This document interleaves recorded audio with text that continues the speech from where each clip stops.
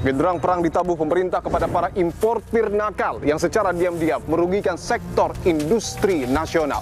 Bahkan Menteri Keuangan Purbaya Yudi Sadewa menekankan akan menindak tegas para pelaku impor pakaian bekas. Hukuman pun menanti para pelanggar mulai dari sanksi pidana hingga sanksi denda untuk memberikan efek jera. Lalu bagaimana sesungguhnya modus operandi importir pakaian bekas ilegal hingga mampu lolos dan mengelabui pengawasan negara? Dan sejauh mana praktik ilegal ini mempengaruhi bisnis industri konveksi? Inilah episode ke-48 di Poin Investigasi. Saya Dipo Turbagia. Saya akan menelusuri dan mencari bukti secara langsung dan membongkar balpres pakaian bekas impor ilegal.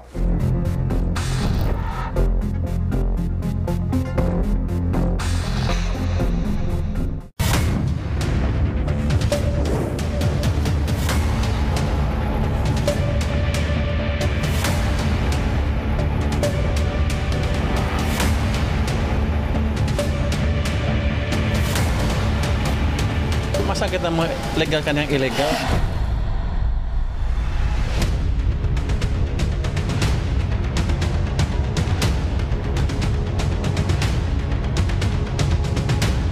Ini salah satu balpres ya, yang berisi baju impor bekas ilegal.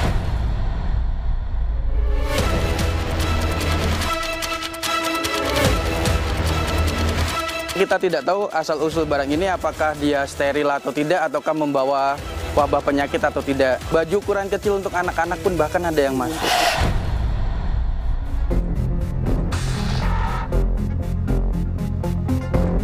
Nggak cuman pakaian jadi. Ya. Ada aksesoris juga. Ada aksesoris.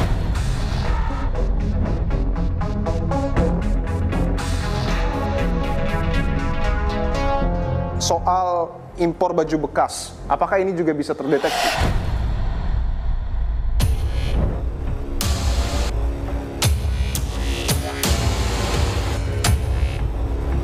Ini kontainer impor semua, ini mereka mendapatkan jalur merah, mayoritas dari Cina. Mayoritas dari Cina.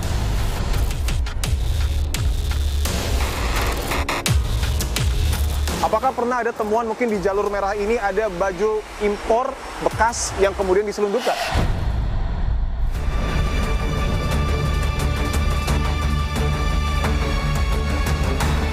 Baju bekas ini kan selalu disudutkan sebagai yang membunuh UMKM katanya kan.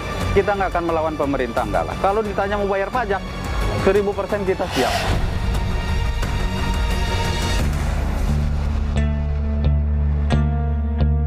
Untuk di Pasar Senen berapa, Pak Rifai? Sekitar 2.500 pedagang yang menggantungkan hidup di baju thrifting ini.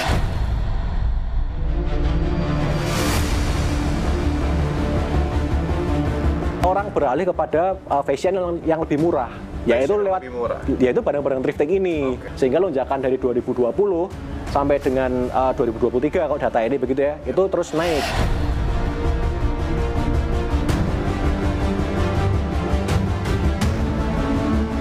Apakah kemudian bisa dikaitkan adanya mafia impor dengan keterlibatan aparat kita? Hampir nggak mungkin dia bisa eksis kalau kemudian tidak ada kerjasama lah ya dengan oknum. Saudara, Undang-Undang Nomor 17 Tahun 2006 mengatur tentang setiap barang yang masuk ke Indonesia dikenakan bea masuk dan juga pajak impor. Sementara Peraturan Menteri Perdagangan Nomor 40 Tahun 2022 melarang barang impor pakaian bekas masuk ke Indonesia. Pada Agustus 2024 hingga Agustus 2025, Bea Cukai telah melakukan 2.584 kali penindakan terhadap pakaian bekas impor ilegal dengan total nilai 49 miliar rupiah. Sementara pada Agustus 2025, Kementerian Perdagangan berhasil mengagalkan 19.000 balpres pakaian bekas ilegal yang tersebar di 11 gudang di Jawa Barat dengan total nilai 112 miliar rupiah. Menteri Keuangan Purbaya Yudi Sadewa pun menggunakan alat kewenangannya untuk memperkuat dari segi aturan maupun pengawasan di sejumlah pelabuhan. Saudara, saya berada di kawasan Tanjung Priuk, Jakarta Utara. Saya akan melakukan investigasi dan juga akan menelusuri apakah betul di Pelabuhan Tanjung Priuk ada praktik untuk kemudian melakukan impor baju bekas yang tentu kita tahu adalah praktik ilegal. Saya akan coba melakukan investigasi, tapi saya tidak akan sendiri. Saya akan bersama dengan penyidik Bea Cukai, dengan Mbak Demi dan Mas Hafiz. Mbak Demi, Mas Hafiz, terima kasih untuk waktunya. Bahwa kita tahu belakangan yang sedang ramai diperbincangkan adalah statement dari Pak Purbaya, Menteri Keuangan, yang betul-betul ingin memerangi praktik impor baju bekas ataupun pakaian bekas. Sebenarnya apa yang sesungguhnya terjadi di lapangan hingga praktik impor baju bekas ini begitu mengepung negara kita? Itu kebanyakan masuk dari laut, kapal kayu yang dari negara Malaysia, Singapura. Kita tahu Pelabuhan Tanjung Priuk ini menjadi salah satu pelabuhan tersibuk mungkin di Indonesia. Apakah betul ada praktik impor baju bekas juga di Pelabuhan Tanjung Priuk? Di 2016 kita pernah melakukan atensi kontainer impor dari Malaysia yang melakukan anomali dari berat, dan kita lakukan analisa dari pengirim dari Malaysia. Lalu kita lakukan image X-ray dan kita dapatkan citra gambar menyerupai pakaian bekas. Lalu kita buka, terbukti ada pakaian impor bekas. Bisa mungkin dijelaskan prosesnya seperti apa, karena kita saat ini sedang berada di betul-betul pesisir ya, Pelabuhan Tanjung Priuk. Ini proses apa, Mas Hafiz? Ini pembongkaran dari kapal impor. Diturunkan di kontainer, lalu pakai truk. Nanti dari truk itu akan dibawa ke pemeriksaan X-ray.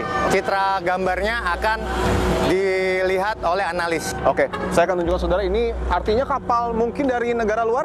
Ya. Bisa dikatakan proses pertama ketika ada barang katakanlah dari luar negeri yang masuk ke Indonesia, bersandar di Pelabuhan Tanjung Priuk, dan ini adalah proses pengangkatan peti kemasnya. Oke. Kalau untuk secara keseluruhan sampai dengan mungkin dalam 1 tahun terakhir, proses dari Bea Cukai menemukan baju impor bekas yang masuk ke Indonesia ini sudah berapa temuan? Apakah betul masih begitu masif sampai dengan saat ini? Ya, dari bulan Januari sampai September 2025, kita Bea Cukai melakukan penindakan 163 kali. 163 kali? Ya. Dan itu tersebar atau tersebar? Tersebar ya? Itu di pelabuhan besar dan pelabuhan-pelabuhan tikus serta di perbatasan darat. Oke. Saya akan tunjukkan sekali lagi saudara, ini adalah salah satu ya peti kemas yang baru saja diturunkan dari kapal yang cukup besar tentu, untuk kemudian ditaruh di atas truk dan nanti akan menuju ke proses scanning ya, untuk mengetahui apa sebenarnya muatan ataupun isi di dalam peti kemas ini. Dan saudara, saya sudah berada di salah satu titik di kawasan Tanjung Priuk, Jakarta Utara. Mas Hafiz, ini bisa dijelaskan, ini scan yang kemudian tadi dijelaskan sama Mas Hafiz ya? Ya, betul. Prosesnya bagaimana Mas ini, Mas? Ya, jadi dari awal tadi penurunan kontainer dari kapal impor akan dibawa ke tempat scan. Oke. Nanti apabila akan diperiksa jalur fisik, periksa fisik, lalu akan dibawa ke di sini. Artinya semua peti kemas yang kemudian tadi sudah kita lihat diturunkan, harus melalui G-scan ini dulu? Ya. Oke, saya akan tunjukkan saudara, ini salah satu G-scan yang digunakan di Pelabuhan Tanjung Priuk.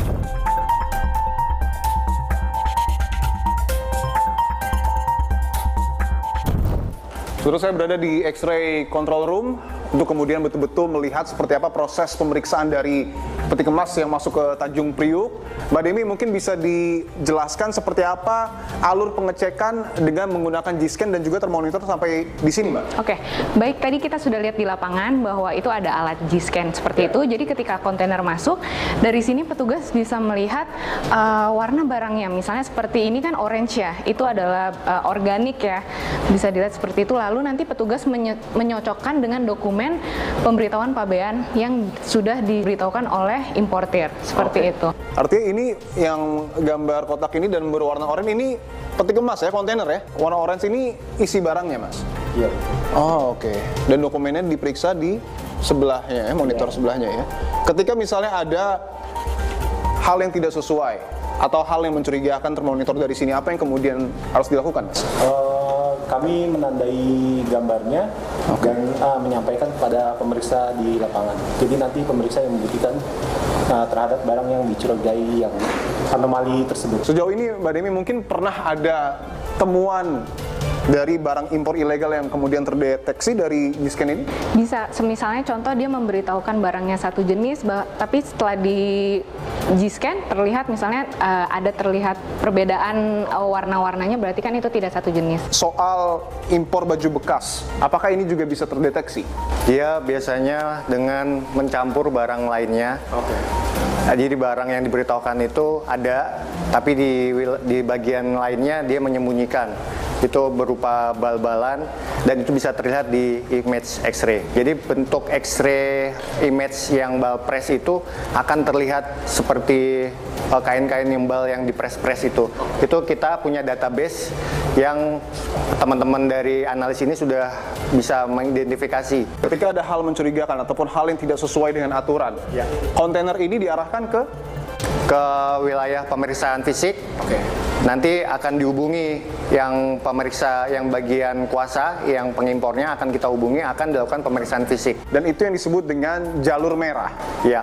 Dan akan dibuka peti kemasnya. Ya. Oke.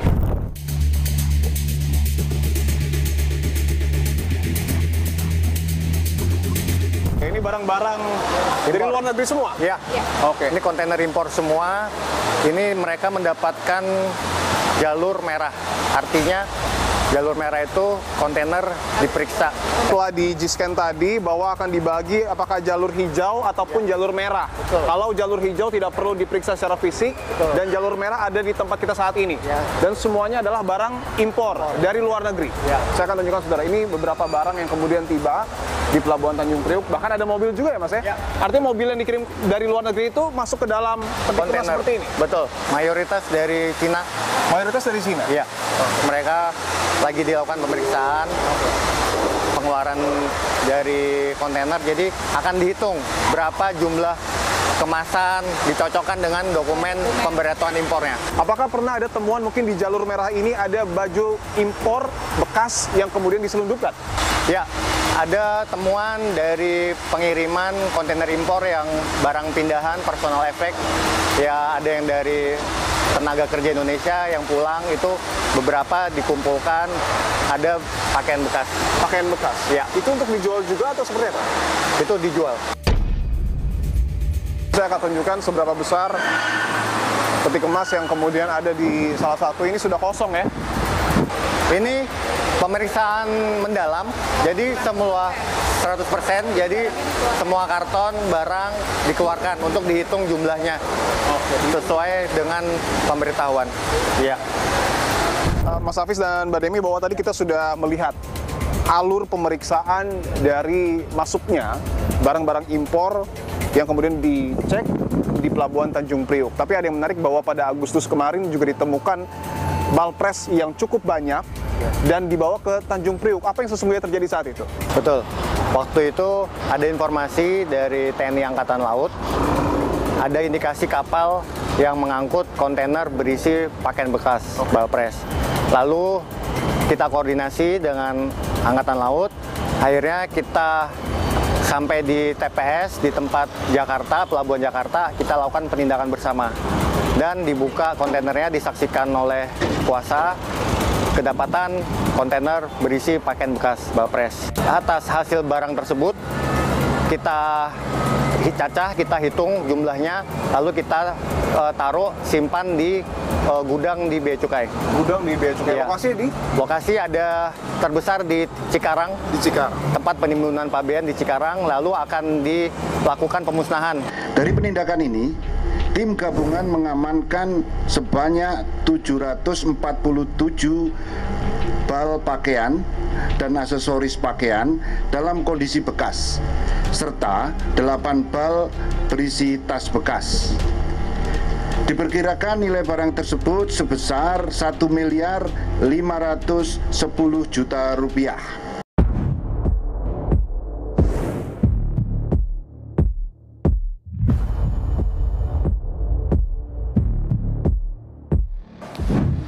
Saudara, saya tiba di kawasan Cikarang, tepatnya di tempat penimbunan pabean bea dan cukai. Saya akan melihat secara langsung seperti apa wujud dari pakaian bekas impor yang kemudian sudah disita oleh pemerintah. Tapi saya tidak akan sendiri, saya akan bersama dengan penyidik bea cukai, dengan Mas Baik dan Mas Lux.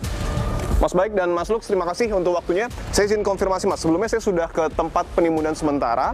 Di situ adalah pengecekan pertama untuk tempat penimbunan pabean. Fungsinya apa? Setelah barang tersebut ditegah, lalu dilakukan penelitian, status barang akan dinaikkan menjadi barang dikuasai negara. Waktu barang sudah dinaikkan statusnya, maka barang tersebut dipindahkan dari tempat penimbunan sementara ke tempat penimbunan pabean. Ada di dalam? Ada di dalam. Boleh saya izin lihat? Boleh. Oke, silakan Mas. Kita akan coba masuk ke dalam ya. Saya konfirmasi, ini seluruhnya pakaian bekas atau apa? Oh enggak Mas. Oh tidak ya? Tidak semuanya pakaian bekas. Di sini kebetulan disimpan ada 14 kontainer yang berisi pakaian bekas. Dari 14 tersebut atau totalnya itu ada 3.791 bal. Oke, bal press ya? Bal press, 3.000 ya. lebih bal press, oke. Betul. Dan itu 7 kontainer sudah kami serah terimakan ke Bareskrim untuk penulisannya. Bisa dilihat. Ini salah satunya? Salah satunya ini ada yang di atas ini. Oke, saya tunjukkan saudara, ini salah satu bal press ya? Ya, betul. Yang berisi baju impor bekas ilegal dan sudah diamankan oleh pihak Bea Cukai. Betul. Ini yang didapat dari mana, Mas? Ini kita tegah, waktu itu dapat informasi dari Bea Cukai Kanwil Kalbakbar, Kalimantan bagian Barat. Tanggal 16 Juli itu adalah tanggal 2025. Itu tanggal penetapan sebagai BDN-nya. Sebagai barang dikuasai negara. Barang dikuasai negara, jumlahnya 266 bal press ya? Betul. Oke, saya ingin konfirmasi, artinya 266 bal press ini diangkut menggunakan kapal lokal. Mereka memesan kontainer yang biasa memuat logistik antar pulau. Oke. Dengan uraian sebagai general cargo. Oke. Jadi mereka nggak bilang bahwa barang itu tidak dideklar sebagai pakaian bekas ataupun bal press. Masuknya melalui pelabuhan tikus kah atau pelabuhan besar? Kalau untuk pemasukan yang dari luar negerinya, itu biasanya melalui pelabuhan tikus di jalur laut, seperti paling banyak itu di pesisir timur. Pesisir timur Sumatera itu banyak modusnya seperti itu. Atau juga bisa melalui jalur tikus, jalur darat. Di mana perbatasan kita dengan Malaysia di Kalimantan itu, di mana kan perbatasannya sungguh panjang dan luas. Di situ banyak sekali jalur tikus yang sering sudah kita jaga, mereka buka jalur baru. Nah, dari situlah rembes barang-barang tersebut diselundupkan. Artinya ketika pakaian bekas ini masih berada di luar negeri, ingin masuk ke Indonesia itu melalui jalur-jalur tikus, tetapi ketika sudah lolos ini berpotensi melalui pelabuhan besar. Ya. Oke, baik. Kita boleh lihat ke dalam ya, Mas? Oke. Baju ukuran kecil untuk anak-anak pun bahkan ada yang masuk. Untuk ukuran bayi mungkin, Mas? Iya, mungkin usia di bawah 1 tahun atau 1 tahun.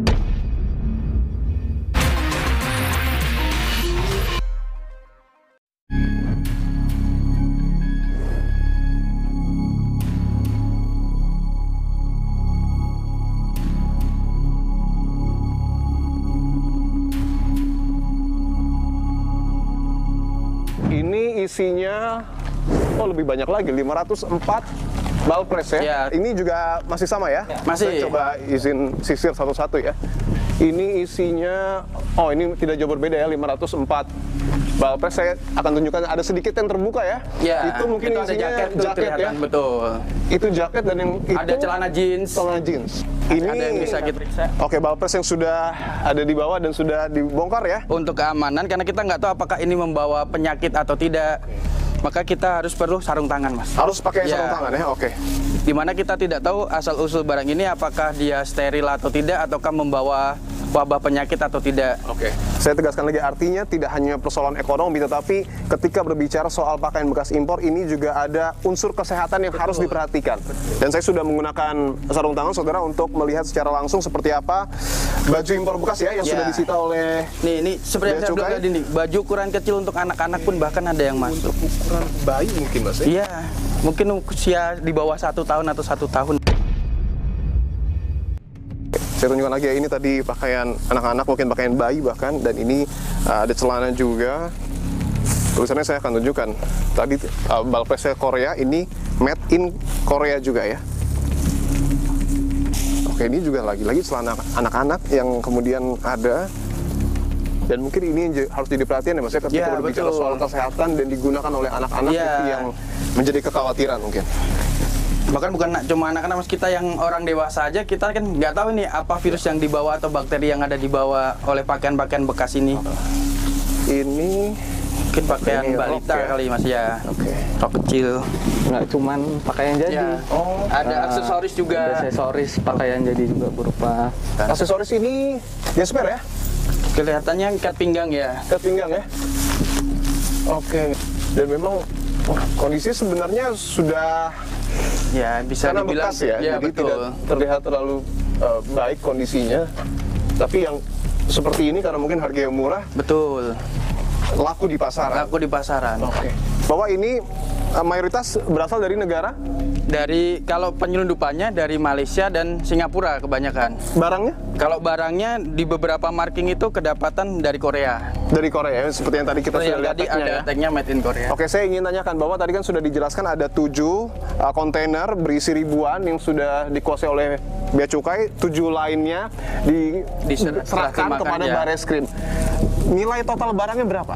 Anggap aja nilainya 1 bal 2 juta. 2 juta ya. Dan bisa dilihat ya, jika memang satu bal press ini adalah 2 juta, dengan barang yang bisa dijual seperti ini, artinya nilai keuntungannya juga potensial sangat besar. Ini juga, Mas. Ya. Saya lihat ya, izin lihat ya. Oke, ini bahkan tulisannya, ini yang menulis siapa, Mas? Nah, ini dari marking dari sananya, Mas. Sudah ada informasi dari sananya bahwa legging untuk Ya, dari anak. pas kami temukan sudah seperti ini waktu pemeriksaan. Saya tunjukkan sekali lagi, ini legging anak, jumlahnya 260 piece. Dan ini ada sejumlah nomor Itu beratnya. beratnya ya. Oke, ini celana panjang perempuan. Ya. Berarti betul ya, ada kemungkinan bahwa balpres ini juga dikategorikan ya, tergantung mangsa pasarnya. Ada 7 ya, 7 kontainer berwarna hijau yang isinya mungkin kurang lebih sama. Isinya balpres juga. Waktu itu kita ada melakukan koordinasi dengan teman-teman Bareskrim dan waktu itu juga ada Satgas untuk barang impor ilegal. Ya. Waktu itu kita sepakat waktu 2023 kalau nggak salah ini penegahan kita koordinasi dengan Bareskrim. Oke, kita mau menelusuri lebih lanjut, makanya kita serah terimakan ke Bareskrim. Untuk kemudian dicari tahu mungkin siapa Betul. Siapa yang pelakunya. Oke, ini bisa dilihat ya, disegel ataupun dipasang garis polisi karena sudah diserahkan seluruhnya dan tidak boleh dibuka selain oleh polisi. Betul. Pakaian bekas impor, bahkan Menteri Keuangan menyebut ada mafia di dalamnya. Apakah Bea Cukai sudah mendeteksi siapa mafia itu? Nah, di setiap ada indikasi kegiatan penyelundupan ini, kami selalu mendalami, kami selalu tegak, kami selalu lakukan penelitian, dan kita masih terus mengembangkan penelitian tersebut untuk siapa-siapa saja sebenarnya yang melakukan kegiatan ini. Sejauh ini apa yang kemudian menjadi kendala hingga akhirnya pakaian bekas impor ini masih mengepung dalam tanda kutip negara kita? Wilayah Indonesia itu sangat luas, Mas. Ya. Di mana kita bisa lihat banyak sekali perbatasan kita dengan negara tetangga. Maka banyak juga titik rawan yang harus kita awasin. Oke. Bea Cukai selalu berusaha semaksimal mungkin, tapi tetap saja banyak sekali yang dilakukan. Contohnya seperti di jalur laut di pesisir timur. Banyak menggunakan kapal kayu. Ada juga di mana modusnya itu ship to ship. Oke. Di mana kapal kayu, kapal dari sana, kapal besar, disusul dengan kapal kayu yang ada di Indonesia. Di tengah laut mereka oper barang bal per bal. Terus mereka angkut lagi menuju ke pulau-pulau kecil dulu di perbatasan Indonesia untuk mulai diangkut lagi lebih lanjut seperti itu. Kondisi geografis ini juga yang kemudian menjadi tantangan. Menteri Keuangan Purbaya Yudi Sadewa akan menindak tegas pelaku impor pakaian bekas. Menkyu menyebut tidak akan merazia pasar dan fokus pada barang masuk di pelabuhan yang melanggar. Namun pengetatan aturan ini dikhawatirkan berdampak pada pedagang yang terlanjur gantungkan hidup dari penjualan pakaian bekas atau yang kini dikenal dengan istilah thrifting. Pasar Senen salah satunya adalah pusat tren thrifting di Jakarta. Menkyu menyerukan agar pedagang pakaian bekas beralih ke produk lokal sehingga tak membunuh industri dalam negeri. Pemprov DKI Jakarta pun berjanji akan memberikan pendampingan kepada pedagang yang terdampak pemberantasan thrifting. Kalau bisa kemudian saya sudah meminta pendampingan dari UMKM dan dinas terkait lainnya untuk melakukan pelatihan kepada para pedagang.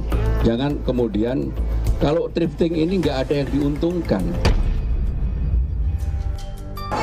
Saudara, saya berada di Pasar Senen, Jakarta Pusat. Saya akan coba menanyakan secara langsung kepada pedagang apa tanggapan mereka terkait dengan pernyataan dari Menteri Keuangan Pak Purbaya yang menyebut akan memberangus praktik impor baju bekas ilegal. Yang kita tahu Pasar Senen menjadi salah satu surga dari baju bekas yang tentu juga menggerakkan roda perekonomian. Saya sudah bersama dengan Pak Rifai. Halo, apa kabar Pak? Baik, baik. Dan juga bersama dengan Bu Siti, salah satu koordinator dari pedagang Pasar Senen ya Pak ya? Iya, Pasar Senen. Saya ingin langsung tanyakan ke Pak Rifai dan Bu Siti, ketika Pak Menteri Keuangan, Pak Purbaya langsung menyatakan bahwa akan menindak tegas para pelaku importir baju bekas ilegal, tanggapan Anda seperti apa? Ya memang kita dari sisi pedagang itu kan risau, gelisah lah ya. Kita khawatir kelanjutan usaha ini akan seperti apa. Kalau di kewenangan dia sebagai bea cukai, dia kan punya kebijakan yang menguntungkan seluruh masyarakat, bukan masyarakat tertentu.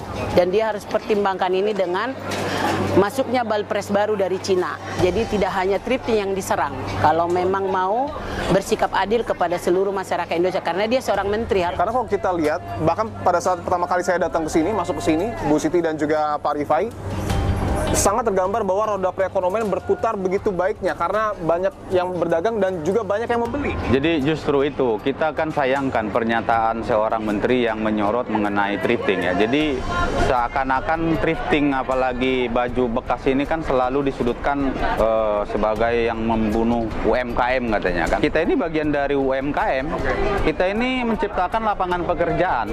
Kita ini sebenarnya bisa dibilang ya bisa membantu pemerintah karena kita menciptakan lapangan pekerjaan gitu. Jadi harusnya kita didukung.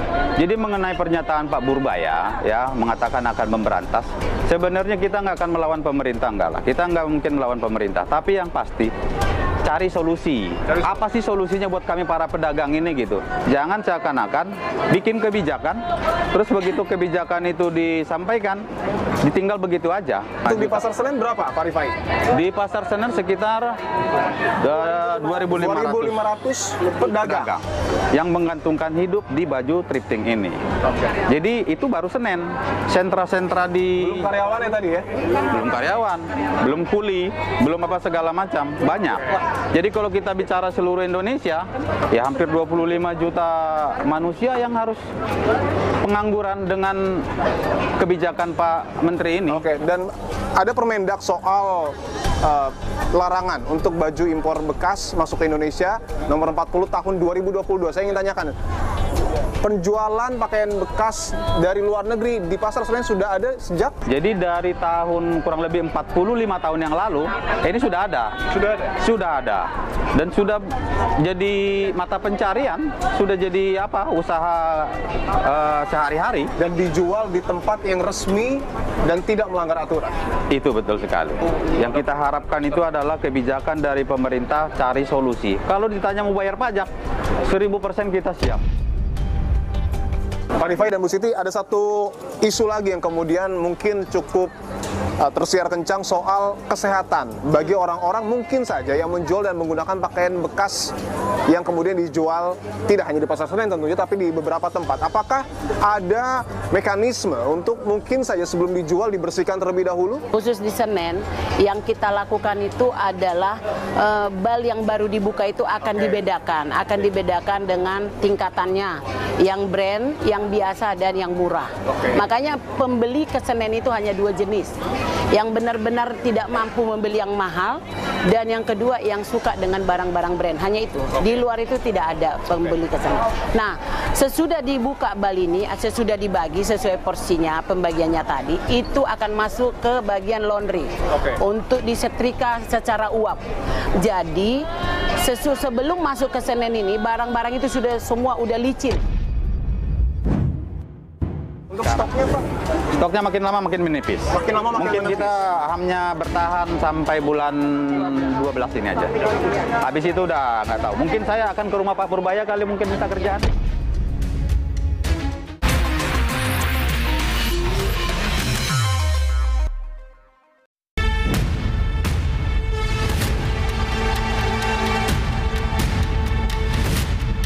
Kalau yang pelaku thrifting yang nolak-nolak itu ya saya tangkap duluan ya, berarti kan dia pelakunya, clear. Malah maju, malah untung saya. Dia kan ngaku bahwa saya pengimpor ilegal kan.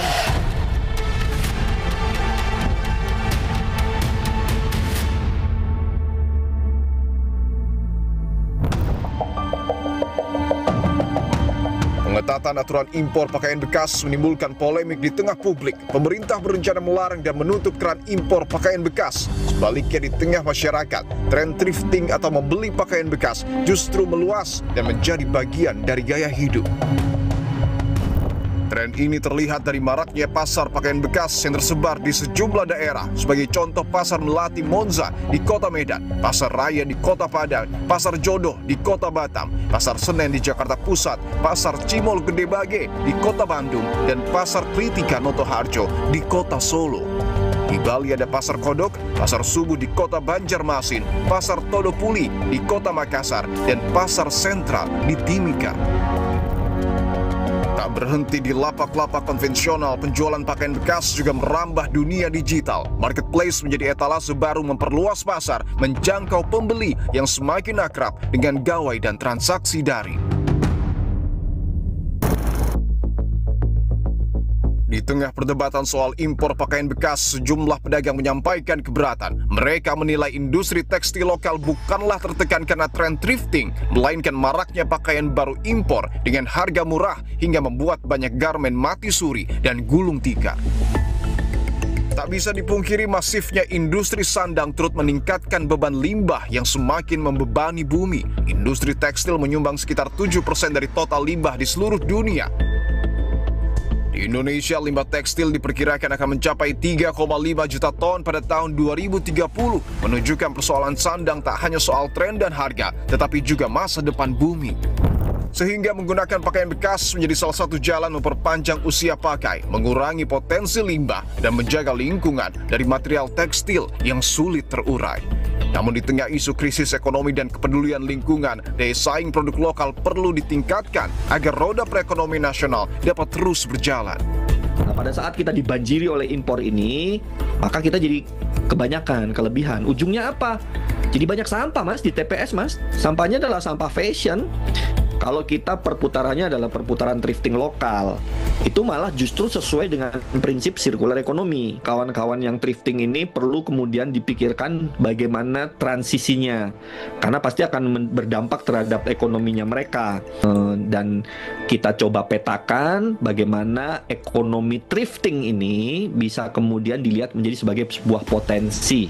Kalaupun mau impor, perlu sebuah skema-skema yang diatur lebih ketat. Pada akhirnya masalah pakaian bekas tak hanya perang melawan impor ilegal, melainkan perjuangan menjaga nafas UMKM dan masa depan lingkungan. Lalu bagaimana pemerintah akan menetapkan langkah pertamanya? Ini toko yang menjual jaket ya? Iya. Boleh saya izin lihat, Bu? Boleh, silakan. Saya coba lihat ya. Saya akan tunjukkan saudara, ini beberapa jaket ya yang dijual, jaket bekas yang datang dari luar negeri dan dijual di Pasar Senen. Boleh saya lihat, Bu? Boleh. Yang pink tadi nggak apa-apa? Oke. Ini salah satu contohnya, ini jaket gunung mungkin ya. Harganya ini berapa, Bu? 35.000. Oke. Kan bagus kan? Oke. Harga 35 loh. Oke. Keren loh. Oke. Ada brandnya loh. Oke, saya coba tunjukkan beberapa ya. Oke, ada beberapa saya tunjukkan. Ini salah satu jaket juga yang mungkin secara merek kita sudah tahu bersama, salah satu brand besar dari luar. Mungkin ini salah satu alasan mengapa banyak publik yang kemudian lebih memilih untuk membeli thrifting, karena mereknya sudah terkenal dan harganya murah. Apakah mungkin pernah, Pak, salah satu pemerintah kita datang ke sini dan menguji mungkin saja kebersihan dari baju ini? Kalau nggak salah pernah muncul undang-undang mengenai kesehatan, yang dikatakan kalau barang baju-baju bekas ini mengandung virus, mengandung bakteri. Tapi pernah dulu kita uji, itu semua terbantahkan. Semua terbantahkan? Semua terbantahkan. Jadi seperti saya bilang tadi, Pak, kurang lebih ini berpuluh-puluh tahun kita geluti bisnis ini. Belum pernah ada orang yang kita dengar pakai baju bekas ini terus dia kena penyakit kulit atau virus, itu belum pernah. Harganya memang sangat-sangat terjangkau ya. 50.000 untuk celana jeans. Ini bekas, Pak? Bekas. Kualitas. Oke.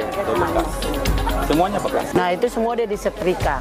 Yang mana, Bu? Ini semua sudah disetrika ya? Rapi, hasil setrikaan. Ibu salah satu pembeli di sini ya, Bu ya? Oke. Tapi Ibu tahu ini baju bekas? Tahu. Alasannya apa Bu membeli baju bekas di Pasar Senen? Terjangkau. Tapi Bu Ayu sendiri tahu Bu bahwa Menteri Keuangan menyebut akan mencoba untuk mengurangi peredaran baju bekas ini. Ibu tahu? Tahu. Tanggapan Ibu seperti apa? Menurut saya mungkin dari kesehatan ya Mas ya. Oke. Dari kesehatan. Jadi kalau kita ini para konsumen mungkin lebih tahu dari sini entah dicuci dulu, panas kayak gitu. Ibu sudah lama membeli pakaian thrifting ini sudah lama ya? Iya. Pernah mungkin sakit Bu? Alhamdulillah sih nggak ada. Tidak pernah sama sekali. Oke, baik. Ketika Pak Menkyu itu sudah menyebutkan, menegaskan bahwa akan memerangi pakaian bekas impor, apakah saat ini, sampai dengan saat ini sudah ada mungkin sosialisasi ataupun pemberitahuan dari pemerintah? Ini sudah berjalan kurang lebih 40 tahunan lebih lah. Ya. Nah, tiba-tiba ada Permendak yang baru itu tahun 2022. Artinya, setelah sekian puluh tahun, kenapa tiba-tiba baru muncul ini Permendak? Apakah memang tujuannya hanya untuk membunuh bisnis thrifting ini? Atau mungkin ada maksud-maksud lagi, kita nggak ngerti.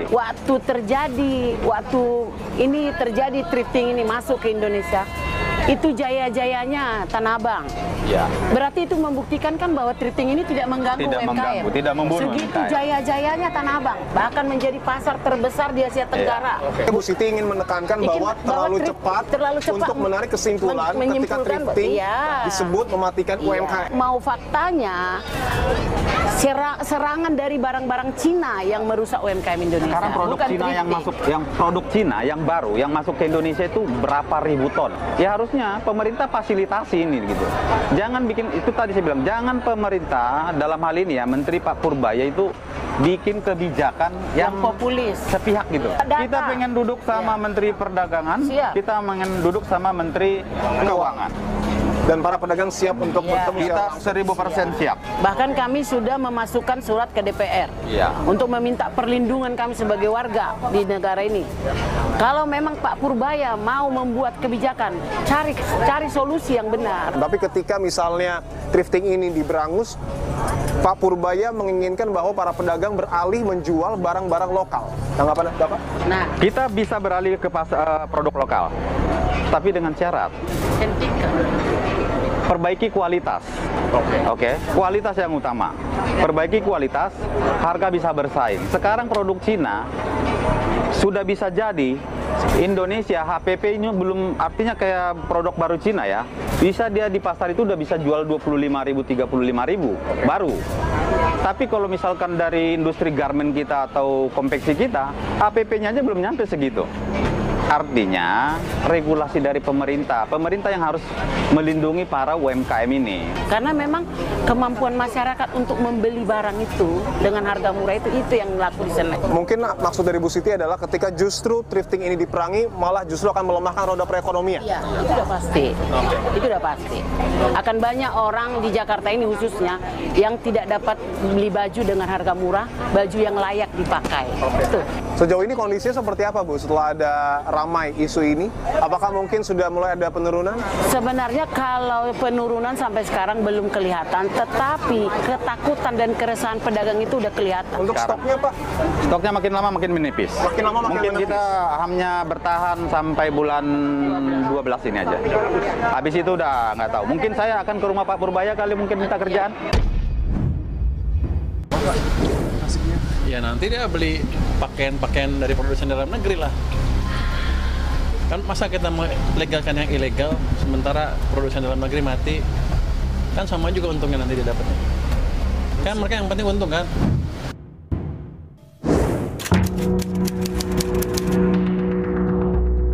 Jangan deh, jangan. Kenapa? Jangan. Yang membantu banget harganya. Modelnya juga bagus lah. Kalau memang harus digusur, itu tapi jangan terlalu mendadak gitu ya, kan kasihan juga, mereka kan ekonomi lemah, mata pencarian dia di sini gitu loh. Setiap orang punya pasar masing-masing, jadi untuk barang-barang thrifting ataupun misalnya barang-barang yang baru tuh menurut saya ada pasarnya masing-masing sih, jadi nggak perlu takut thrifting ini ngaruh banget ke ekonomi. Nah, mafia yang besar itu memang dalam tanda petik ya hampir nggak mungkin dia bisa eksis kalau kemudian tidak ada kerjasama lah ya dengan oknum.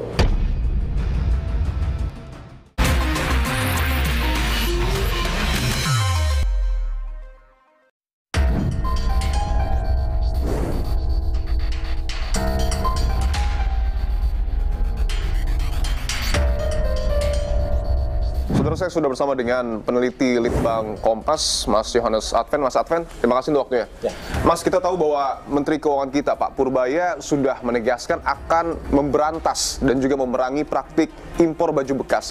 Apakah kemudian Litbang Kompas memiliki data seberapa besar sebenarnya impor baju bekas yang kemudian tersebar di Indonesia, termasuk juga bagaimana kemudian Litbang Kompas melakukan penelusuran? Di Litbang Kompas, kami biasanya mencari data catatan dari internasional maupun nasional. Ada dua kubu itu ya, untuk bisa membandingkan seberapa banyak data yang misalnya ada yang selisih atau ada perbedaan pencatatan seperti itu. Pertama, kami melihat dari namanya UN Comtrade Database. Ini adalah pencatatan transaksi barang ekspor impor dari seluruh dunia yang dikumpulkan menjadi dalam satu dashboard di sini, sehingga kita bisa melacak bagaimana arus keluar masuknya barang. Kodenya di sini adalah 630900. Itu spesifik bahwa barang-barang yang dia adalah pakaian bal yang isinya barang-barang bekas, pakaian-pakaian bekas begitu ya. Kemudian di sini reporters itu yang melaporkan. Jadi siapa yang ngirim. Oke, dan ini dideteksi artinya seluruh dunia ya, karena ini all ya? Ya, seluruh dunia, seluruh negara yang menyetor data ke website ini begitu. Nanti akan muncul seperti ini, data lengkapnya. Tentu pertanyaannya adalah negara mana yang kemudian paling banyak mengirimkan baju bekas mereka ke negara kita? Yang peringkat pertama dari 2020 hingga 2024 adalah Malaysia. Malaysia. Dan ini konsisten dari tahun 2020 hingga 2024? Ya, konsisten. Bagaimana dengan pendataan yang kemudian dilakukan di negara kita? Kita ada sebenarnya BPS, itu adalah dashboard ya, data ekspor impor nasional. Berarti kita pilih ke tombol impor. Impor ya? Ya, kita menerima gitu ya, sebagai penerima. Kita mengkomparasikan data yang kemudian dimiliki oleh UN Comtrade ekspor, kemudian juga data yang dimiliki oleh BPS impor. Dan harusnya sama. Kalaupun ada selisih tidak besar harusnya, ya. Tapi temuan Litbang Kompas sangat besar selisihnya. Di sini sudah saya konversi ke dalam rupiah. Nilainya berapa yang kita yang dikirim ya dari negara asal. Dari 2020 ada 307 miliar dan yang terbaru di 2024 579 miliar. 579 miliar. Iya. Dengan beratnya 30.000 ton. Baju bekas. Baju bekas. Dan asumsinya ketika UN Comtrade mencatat angka seperti ini tidak akan jauh berbeda dengan WPS. Seharusnya seperti itu. Seharusnya. Tapi faktanya? Ini adalah data yang tercatat masuk ke Indonesia. Tadi kan sampai 500 miliar begitu ya. Di tahun 2024 ini hanya sekitar 28 miliar saja. Artinya selisihnya mungkin bisa dikatakan lebih dari 500 miliar. Ya, lebih dari 500 miliar rupiah itu barang ditelan bumi dalam tanda kutip. Tren di masyarakat kita memang sangat berminat sekali untuk kemudian membeli baju bekas impor. Kami di Litbang Kompas itu melihat dari Google Trends, yaitu adalah satu platform ini ya, pencarian kata kunci apa yang biasanya digunakan oleh masyarakat untuk mencari produk sekiranya itu berkaitan dengan baju bekas begitu. Nah, bisa kita lihat di sini bahwa di tahun 2020 itu adalah momen lonjakan kata kunci thrift. Ini ya, di sini 2020 ya. 2020. Waktu itu memang momennya adalah pandemi. Ketika pandemi kan pendapatan orang menurun, sehingga orang beralih kepada fashion yang lebih murah, yaitu yaitu barang-barang thrifting ini, begitu. Sehingga lonjakan dari 2020 sampai dengan 2023 kalau data ini begitu ya, itu terus naik. Nah, ini kan konsisten dengan data tadi ya, impor. Bahwa impornya dari 2020 hingga sekarang setidaknya 2024 begitu ya, itu naik terus. Peneliti Litbang Kompas, Mas Yohanes Adven, terima kasih untuk waktunya, Mas.